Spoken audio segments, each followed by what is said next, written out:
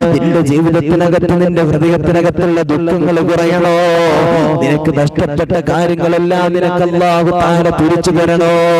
നിന്റെ ജീവിതത്തിനകത്ത് ഹൃദയത്തിനകത്തുള്ള ദാരിദ്ര്യത്തെ അവിടുന്ന് എടുത്തു കളയണോ? നിന്റെ മുമ്പിലേക്ക് അല്ലാഹു തആല ആനന്ദമായി സന്തോഷമായി ഹലാലായ വഴികളിലൂടെ നിനക്ക് അല്ലാഹു തആല സമ്പത്ത് തരണോ? അല്ലാഹുവിന്റെ പ്രവാചകർ സല്ലല്ലാഹു അലൈഹി വസല്ലം തങ്ങൾ പറയുകയാണ്, ഇതിന് നമ്മൾ ചെയ്യേണ്ട കാര്യം എന്താണെന്നറിയോ?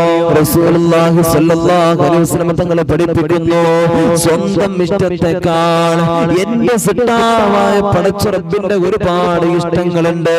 അവിടത്തേക്ക് നമ്മൾ ചേർത്ത് വെക്കേണ്ട കാര്യങ്ങളുണ്ട്. നമ്മൾ ചെയ്തു വീട്ടേണ്ട ഒരുപാട് കാര്യങ്ങളുണ്ട്. ഇത് നമ്മൾ ചെയ്തു വീട്ടിയാൽ ഈ പറയുന്ന അനുഗ്രഹങ്ങൾ അല്ലാഹുവിന്റെ മുമ്പിലേക്ക് തരുമെന്ന് ആദരവായ പ്രവാചകൻ നബി മുഹമ്മദ് മുസ്തഫ